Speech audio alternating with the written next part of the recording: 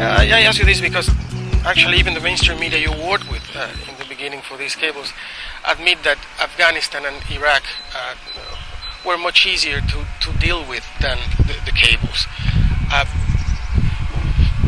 I've heard you've linked the leaks with, for example, what is happening, the changes in Northern Africa. Do you attribute the WikiLeaks the changes in Northern Africa, the Jasmín Revolution? Well, professors in Tunisia and a number of other media operators in Tunisia attribute the spark of those changes to the release of these cables. And it's quite an interesting story as to how that probably happened. First of all, we have to understand that region, the Middle East and Northern African region, was developing in such a way that made it ripe for a spark to lead to revolution. For instance, in Tunisia there was an increasing number of young people, an increasing number of unemployed young people, increasing number of educated unemployed young people. Internet connectivity was increasing, and perhaps most important of all, the amount of satellite dishes, TV satellite dishes that were springing up on individual houses was also the highest it had ever been. So into that situation, we then had these diplomatic cables released about Tunisia through our media partner Al Akbar and through The Guardian and Le Monde. Al Akbar publishes in Arabic. The languages spoken in Tunisia are Arabic and French predominantly.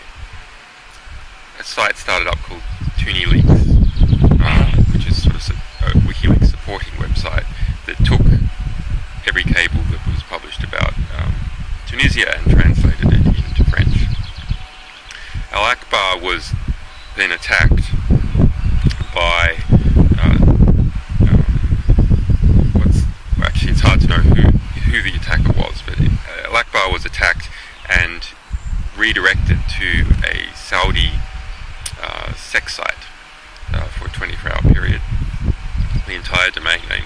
Eventually they wrested control of that back, and it was attacked again through denial of service attack, and then attacked again through a very sophisticated attack that I attribute to a state actor because of the degree of sophistication, which completely wiped out all that newspaper's cable publishing activities. Similarly, Tunisia then banned WikiLeaks and banned Al Akbar, blockaded access to us on the internet. Computer hackers that were supportive to us, and all this is in early December, went into Tunisian government websites and redirected the majority of Tunisian government websites to WikiLeaks, and in particular to a cable which spoke about the sort of opulent lifestyle led by Ben Ali and his wife, and the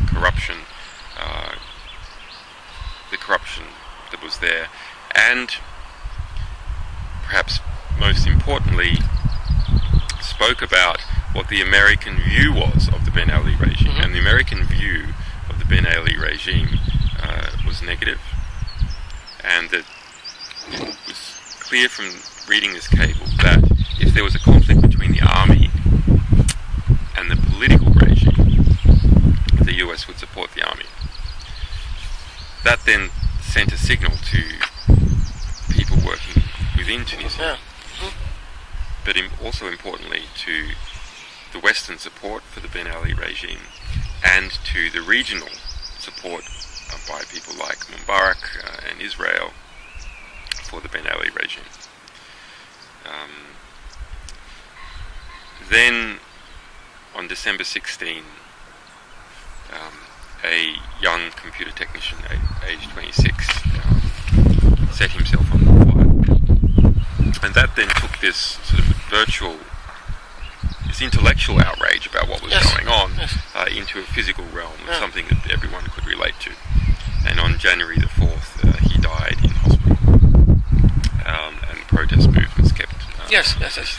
This material was spread around through Al Jazeera, very important, and the political decision of Al Jazeera to report on those protests, to film them and to show them and to report the cables and broadcast them all in Arabic to the Middle Eastern region is something that I attribute as being one of the most important factors involved. Al Jazeera has worked well throughout those Middle Eastern countries in reporting our material, with the exception of Saudi Arabia and Bahrain, and of course Qatar. Of course, Qatar, yes. The movement you I just mentioned this to show that a great broadcaster like even a great broadcaster like Al Jazeera, which has been very fair generally, has its particular biases. Oh yes. So we always need multiple voices, because every broadcaster and every organisation has a particular thing that it has to take care of in order to take care of itself. Before we get further into your relationship with media, the population you described in Tunisia, I mean, young, educated people, unemployed, and it's going like that in Northern Africa right now. But why do you think this is not mobilizing young, educated people in the developed world? I mean, I'm not saying against their governments or anything. I'm saying around any cause. Yes, it's a very interesting question.